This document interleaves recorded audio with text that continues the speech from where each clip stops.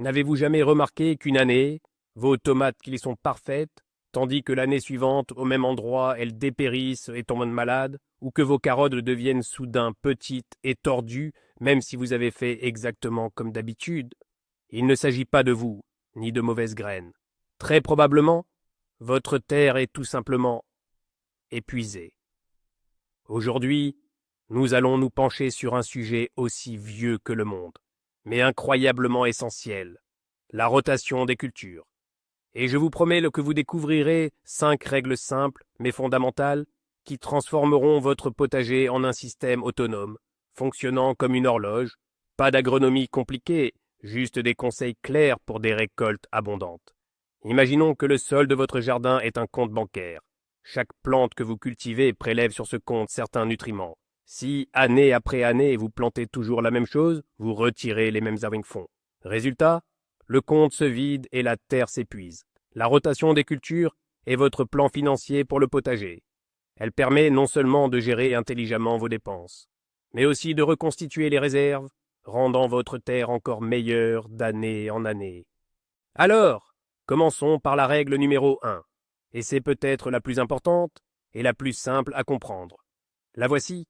Ne plantez jamais de familles de plantes au même endroit, année après année. Oui, oui, vous avez bien entendu. Les plantes, tout comme nous, ont leur propre famille, ou si vous préférez, leur clan. Et au sein d'une même famille, tous ses membres partagent des faiblesses communes, à savoir des maladies et des parasites identiques. Imaginez que vous leur prépariez un buffet à volonté, ouvert sans interruption, année après année. Prenons l'exemple le plus frappant, la famille des solanacées. Elle inclut nos chouchous, les tomates, les pommes de terre, les aubergines et les poivrons. Toute cette joyeuse compagnie a des ennemis communs redoutables, par exemple le mildiou. Les spores de ce champignon hivernent parfaitement dans le sol et sur les résidus végétaux.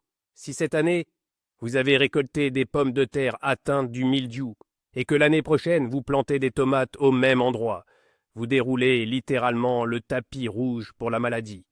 Il en va de même pour le dorifort. Il adore les pommes de terre, mais ne dédaigne pas les aubergines non plus.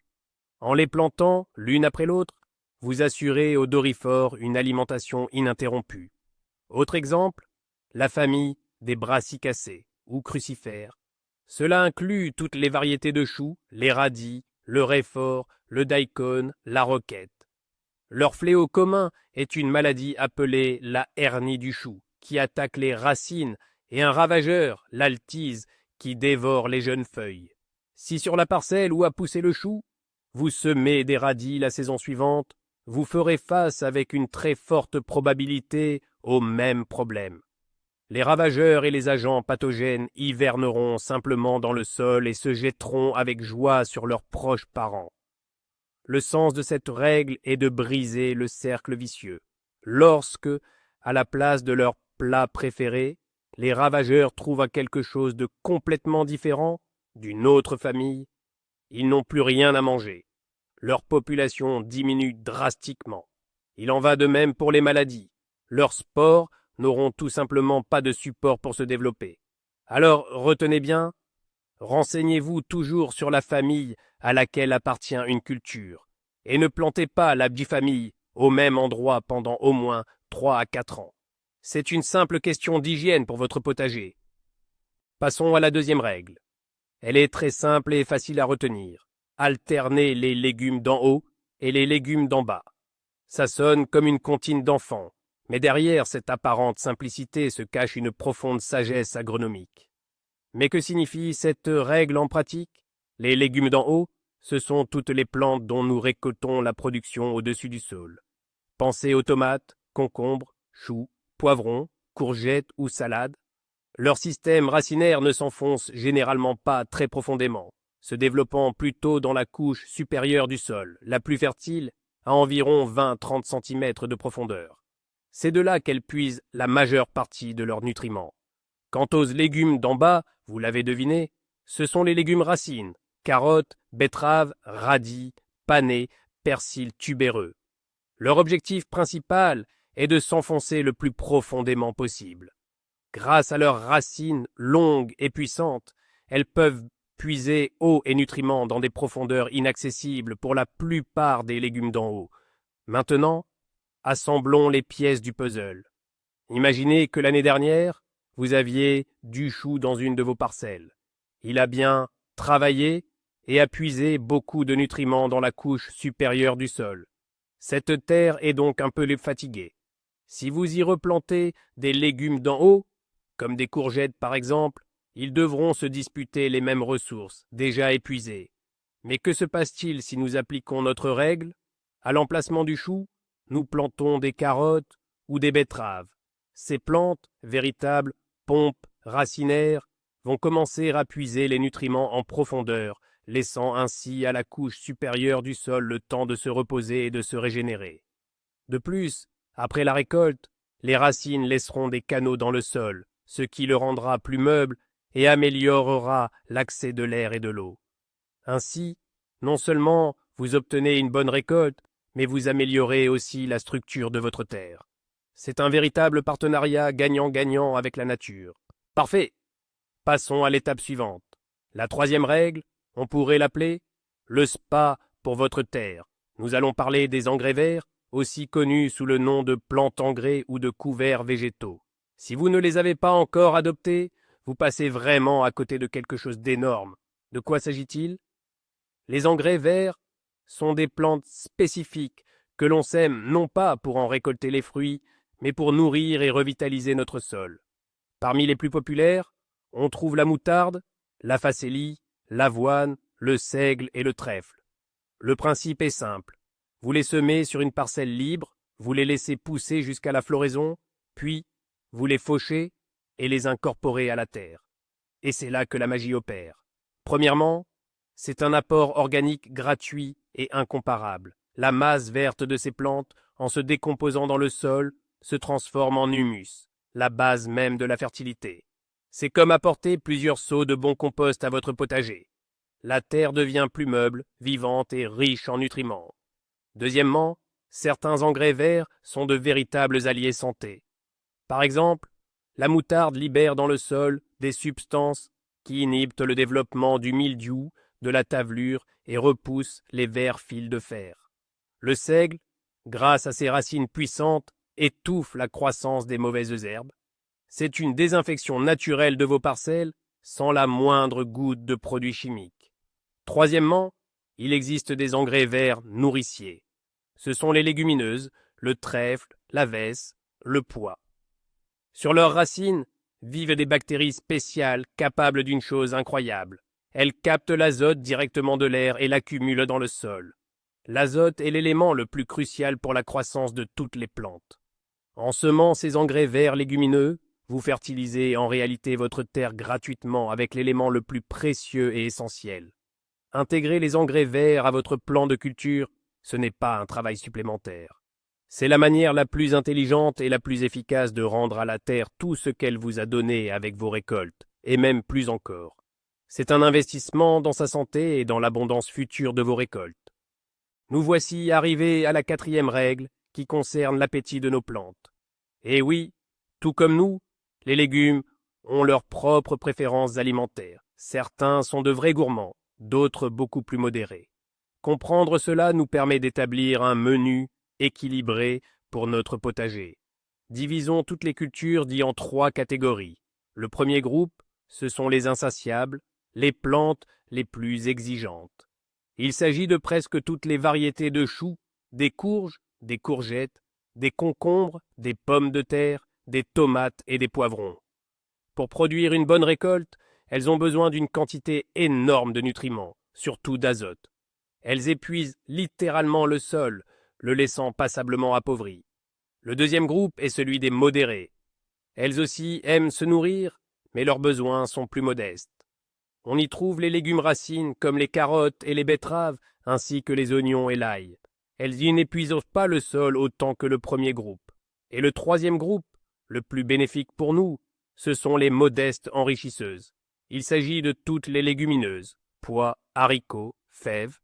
Comme nous l'avons déjà mentionné, non seulement elles consomment peu, mais elles enrichissent également le sol en azote, laissant derrière elles un véritable trésor pour les futures cultures. La logique de la rotation des cultures devient alors parfaitement claire. La règle d'or, ne plantez jamais les gourmands 2 fois de suite au même endroit. C'est le moyen le plus rapide d'épuiser complètement le sol. Le scénario idéal est le suivant. La première année, vous plantez les plus exigeantes, en ayant bien amendé la parcelle avec du compost.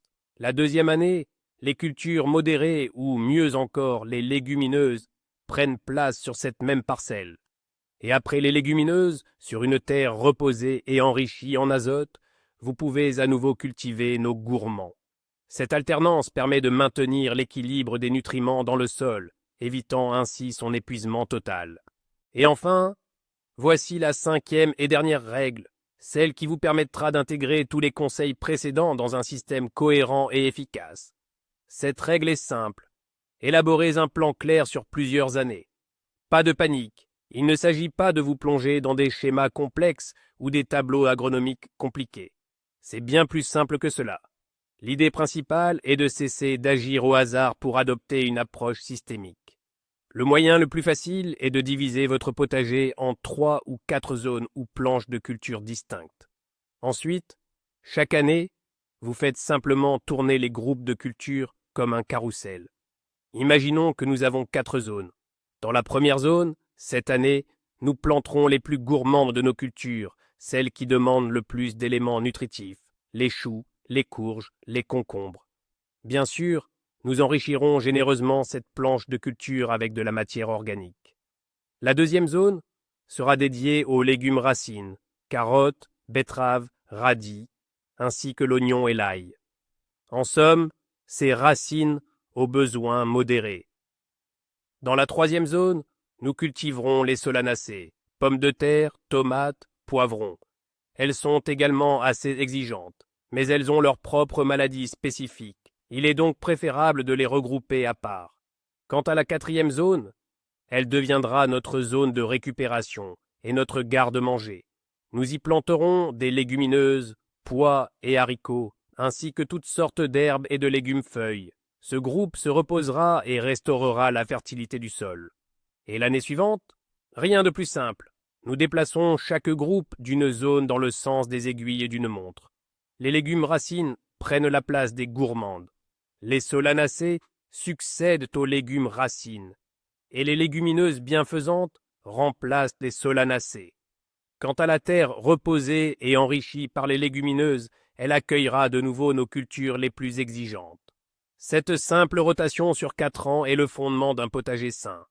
Elle prend automatiquement en compte l'alternance des familles, la rotation des feuilles et des racines, ainsi que les besoins nutritionnels des plantes.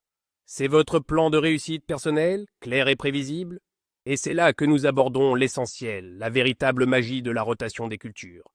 Beaucoup y voient une simple méthode pour obtenir des récoltes plus abondantes. Mais en réalité, c'est quelque chose de bien plus profond. Lorsque vous appliquez ces règles, vous ne vous contentez pas de déplacer des plantes. Vous intervenez activement dans la vie du monde invisible qui grouille sous vos pieds. Vous rompez les cycles de vie des nuisibles et des maladies, et ce, sans aucun produit chimique. Vous empêchez le dorifort de retrouver sa pomme de terre préférée au même endroit, et vous ne laissez pas le mildiou accumuler ses spores dans le sol. Vous devenez alors plus qu'un simple jardinier, un véritable médecin pour votre terre qui pratique la prévention plutôt que de devoir guérir des maladies déjà installées.